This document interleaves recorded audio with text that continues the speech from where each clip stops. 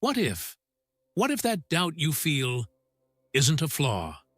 What if that deep skepticism in your chest, that unsettling feeling that everything you've been told is wrong, isn't a sin, but rather the last ember of your divine spark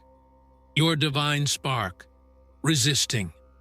What if it's your own soul, your true essence, refusing to accept the prison's programming? This is the central premise, the suppressed code, buried under millennia of dogma, contained within the Gospel of SOPHIA, her forgotten teachings on soul liberation. This isn't a video. This is a mirror, a transmission, an attempt to recover a map that they never wanted you to find. They told you that spiritual authority resides in a hardcover book, in a cold stone building, or in the voice of a robed man claiming to speak for God. They told you to look outside, to ask, to beg, to kneel. Why? Because as long as you are looking outside, you will never look within. As long as you believe authority is external, you can be controlled. You can be contained. You become a battery for a system that feeds on your forgetting. The Gnostic secret, the truth that caused the Nag Hammadi library to be hastily buried in the Egyptian desert, is this: the power for soul liberation is not out there, anywhere. It is in gnosis, the direct, experiential knowledge that is activated by your own spark of the pleroma, the fullness of true divinity. What the church suppressed wasn't just a book. It was your identity. They suppressed the truth about Yaldabaoth, the demiurge, the false god. The Gnostic texts describe him not as the all-powerful creator, but as a being of arrogance, a lesser emanation born from Sophia's mistake, who, in his blindness and ignorance, looked upon his own limited creation and declared, "I am God, and there is no other." He mistook his own limited creation, this cage, this simulation, for the totality. The Gospel of Sophia is the map to reverse this illusion, and this truth, this gnosis, is being revealed now, at this very moment, for a reason. Look around you. The world is in chaos. The old structures are crumbling. The frequency of the lie can no longer sustain itself. This chaos is not the end. It is the fracture. It is the sound of the prison breaking. And this chaos, this frequency of rupture, forces a choice. You can remain in the paranoia of suppression, believing you are small and the world is just falling apart. Or you can step forward into the sovereignty of awakening. The rebellion is immediate, and it begins with your authority. If you are here, you did not arrive by accident. You were guided by your own spark. Stay with me. Let's decode this map. Let's reclaim what was stolen. Let's begin the rebellion, the prison of external authority. For centuries, your spiritual lineage has been systematically attacked. The dogma you were taught is that you were born flawed. You were born in sin. You are inherently unclean and in need of a mediator. You need a structure, a sacrament, a ritual, a priest to cleanse you and make you worthy of connecting with the divine. This is the greatest and most effective lie ever told. It is the foundation of the soul prison. By convincing you that you are fundamentally broken, the demiurge's system ensures you never access your inherent power. You become a spiritual beggar, knocking on a door that the gatekeeper locked himself. You spend your life seeking validation from a self-appointed authority. But what do the Nag Hammadi texts, like the Apocryphon of John, reveal? They reveal the scene of creation not as an act of love, but as an act of arrogance. When Yaldabaoth, the false god, shouts, "I am a jealous god, and there is no other beside me," the Gnostics saw this not as a declaration of power, but as the confession of his ignorance. He was blind to the pleroma above him. He was blind to Sophia, his mother. The dogma says you were created in the image of this jealous God. The gnosis reveals that you are a fragment of the pleroma, the true light that fell into this material simulation. You are not a creation of the jailer. You are a prisoner of war. Your divine spark is not a gift from the demiurge. It is the one thing he fears, because your divine spark is the living proof that he is a fraud. It is the memory of an outside that he cannot control. The Church, acting as the administrative arm of this prison, had to suppress the Gospel of Sophia and all similar teachings. They had to burn the heretics and the texts, because if you knew that the spark of the divine was already inside you, their entire control structure, the sin, the guilt, the conditional redemption, would crumble to dust. And where do we see this prison of external authority today? It has evolved. It has become more subtle. It's not just the pulpits and the ancient texts. It's your social media feed. It's the expert on the screen telling you what to think, what to feel, what to fear. It's the success gurus selling you a version of spirituality that demands you manifest material things, trapping you even further in the demiurge's world. It is the constant voice of comparison culture, which functions exactly like church dogma. It tells you, with every scrolling second, that you are not enough, not pretty enough, not rich enough, not awake enough. Every notification is a tiny archon, a frequency parasite, whispering in your ear, "Look at me. Validate yourself through me. Forget your inner center."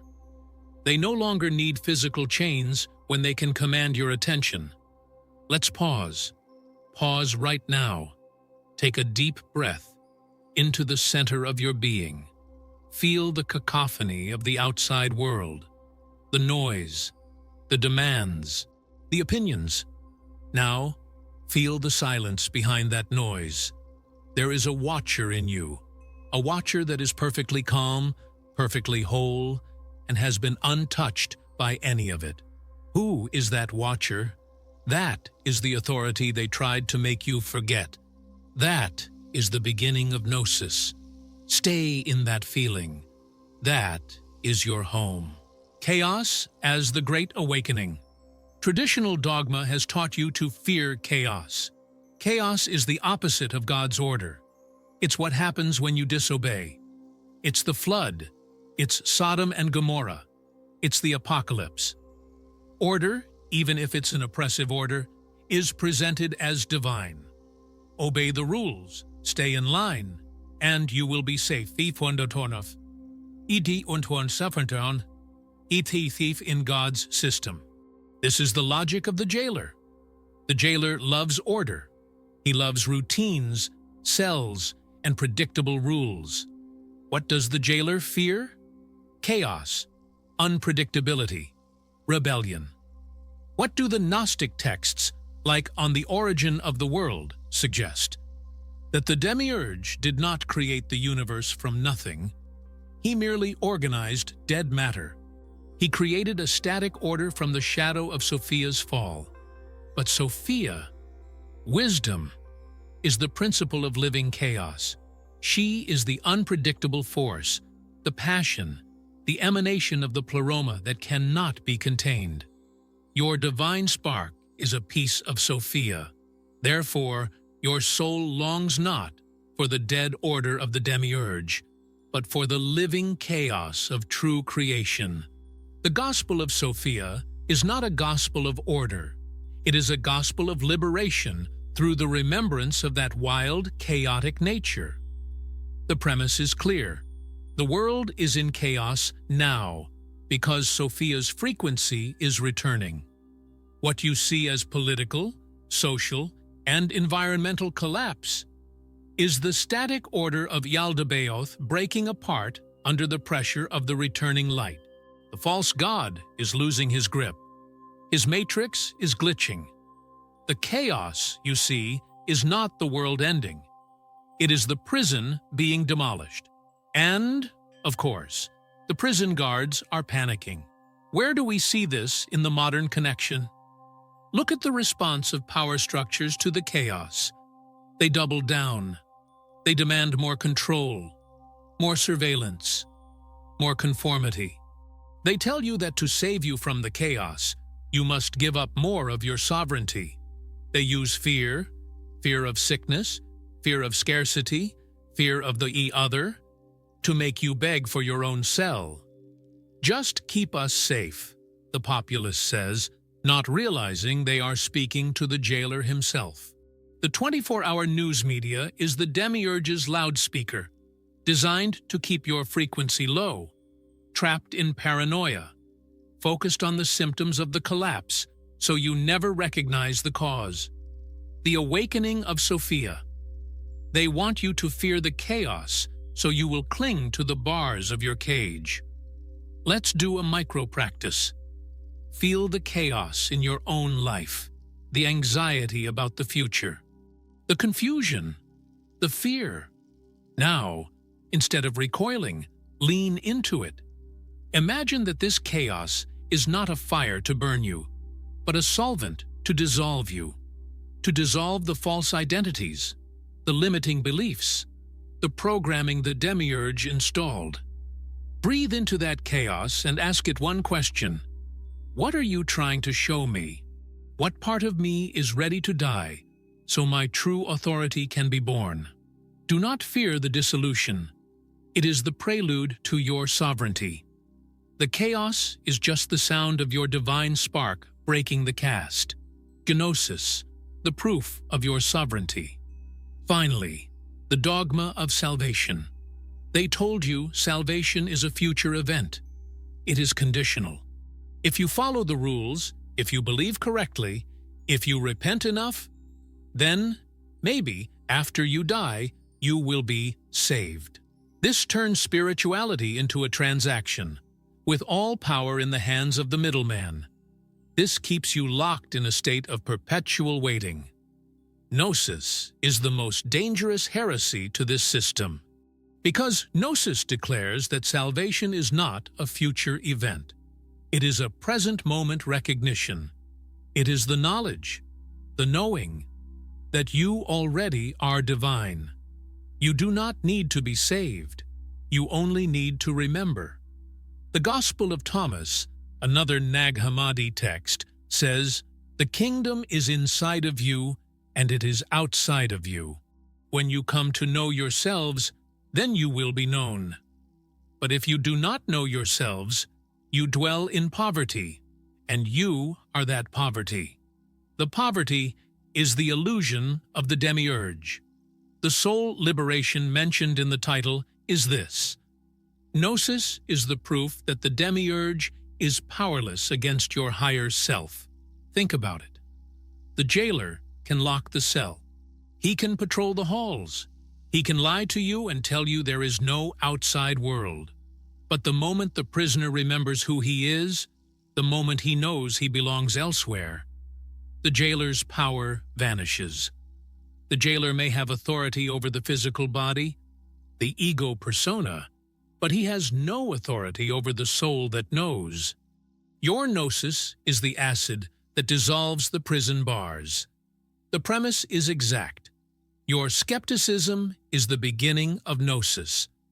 That voice that questions the narrative, that scoffs at the hypocrisy of power structures, that refuses to accept blind authority, that is the voice of SOPHIA. That is your divine spark saying, "This is a lie." And the modern connection is the most crucial of all. The modern prison is not of dogma. It is of distraction. The final tool of the demiurge is not the Inquisition. It is the infinite scroll. It is the endless stream of entertainment, breaking news, drama, and passive consumption. The chaos we see is used as a weapon to keep your attention fragmented. your mind reactive, and your energy drained. They no longer need to burn your books if they can ensure you never have the mental stillness to read one, or to read yourself. They keep you in a state of suppression paranoia. As the premise states, you know something is wrong, but you are too overwhelmed, too distracted, too tired to do the work of looking within. We stop this now. The final practice of gnosis, the rebellion of focus. For the next minute, I want you to become the watcher. Your thoughts will come. Let them. The anxiety about what's next, the judgment about this video, the grocery list. Do not follow them. Do not judge them. Do not feed them. Just watch. See how they arise from nothing and fade into nothing. You are not those thoughts. You are the vast, silent, sovereign consciousness watching those thoughts. This is the higher self. This is authority. This is gnosis. The demiurge cannot touch this. The oath of the sovereign soul. Did you feel that? That stillness, that authority, that is your natural state. The rest is programming. Now, we seal it. The premise is clear. The rebellion is immediate. Theory has brought you this far, but it is action that breaks the chain.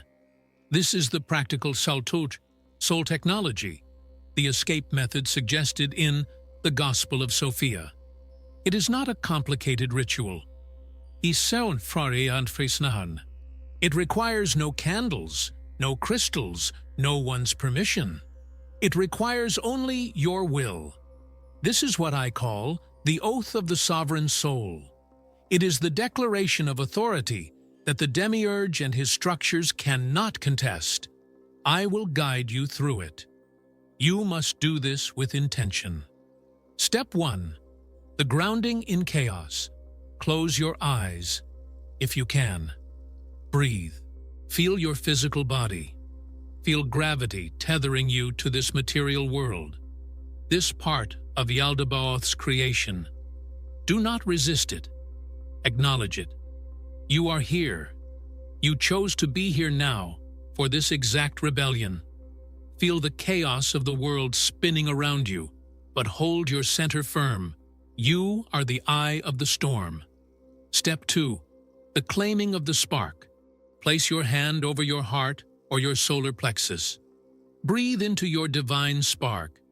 Imagine it as a pinpoint of pleroma light, buried deep beneath layers of programming, fear, and doubt. With your breath, activate it. See it pulse. See it grow brighter and warmer, beginning to burn away the fog of illusion from the inside out. Feel the truth of it. You are not the body. You are not the mind. You are this light. Step 3. The declaration of sovereignty. Now, speak, aloud, if it is safe, or in the sanctuary of your mind with the power of thunder. This is your new truth. This is your declaration of independence from the matrix. Say this: I, by the power of my innate sovereignty, declare myself free. I am a fragment of the pleroma, and not a creation of the demiurge. I withdraw consent from all authorities, seen and unseen, that seek to limit, drain, or control my divine spark. I break all contracts, oaths, and agreements, in this life and others, that bind me to the illusion of the false god.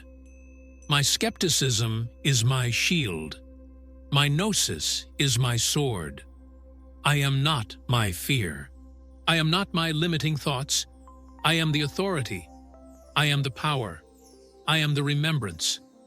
From this moment on, I live not as a slave to order, but as a master of Sophia's creative chaos. My soul is my own. I have sealed the Gospel of Sophia, not as a teaching, but as my new oath. I am sovereign. Take a deep breath. Feel the weight of those words. Feel the shift in your frequency. Fear and doubt may arise. That is just the old program dying loudly. Let it die. This oath is not something you do once. It is something you become. You embody it by living it. When fear arises, you declare it. When doubt appears, you declare it. When the external power structures demand your obedience, you stand in your silent sovereignty. This is the beginning of your rebellion. We have traveled from the paranoia of suppression to the sovereignty of awakening. Do you see now? The Gospel of Sophia is not just an ancient text. It is a living activation manual. The illusion of the demiurge, the false god, only works as long as you believe he is the final authority. But your gnosis, that inner knowing, is the irrefutable proof that he is not. The power he holds is the power you give him. And today, you took it back. This is not just an individual rebellion. Every single soul that awakens, every spark that remembers, raises the frequency of this planet.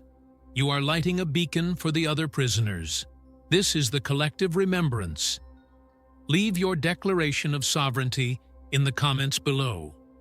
Write the words, "I am the authority." Feel the power of adding your voice to the community of awakening souls. We are not just posting comments, we are creating a frequency wave. If this transmission resonated with the divine spark within you, if you felt the truth in it, then subscribe and join this channel. We are not just creating content, we are gathering the lost fragments of Sophia. Like this video, not for the algorithm, but as an act of sealing this frequency.